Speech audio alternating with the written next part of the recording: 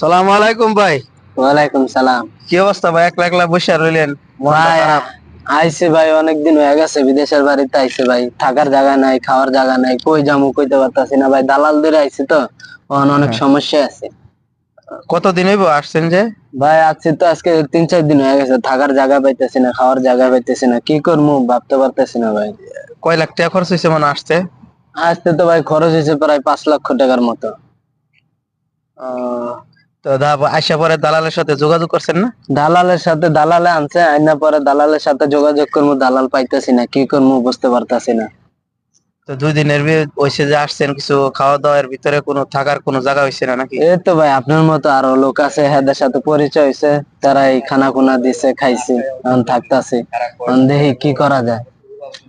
তো এখন সমস্যা নাই, আমার রুমে জায়গা আছে, আপাতত আমার সাথে থাকবেন কয়দিন, দেখি কোনো কাজকর্ম পাই কিনা, আমার কোম্পানিতে লোক নেয় কিনা। যেহেতু দেশি ভাই, আমিও একজন বাঙালি, আপনিও বাঙালি, বাঙালির পাশে থাকতে হইব। আসলে বিশেষ করে বর্তমানে যে অবস্থা চলতেছে, সৌদি আরবের খুবই অবস্থা খারাপ।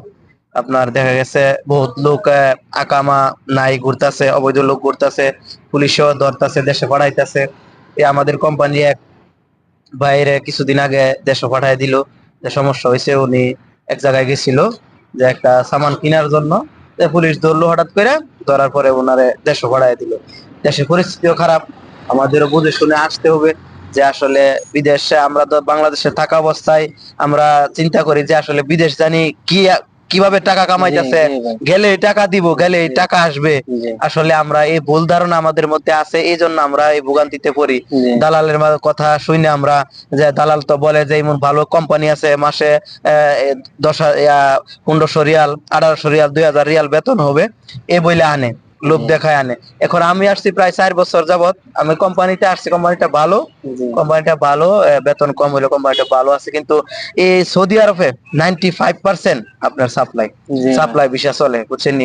এই কারণে আমাদের জেনে শুনে, যদি তো আইসা পড়ছেন, জি একটা ব্যবস্থা আমি করব, চেষ্টা করব ইনশাল্লাহ, আপনার এই যে একটা থাকার ব্যবস্থা, খাওয়ার ব্যবস্থা বসতো, তারপর কিছুদিন পরে কাজ পাইলে ভালোভাবে আপনার একটা পজিশন করে দিব ইনশাল্লাহ, যেহেতু জি বাঙালি ভাই, ভাই।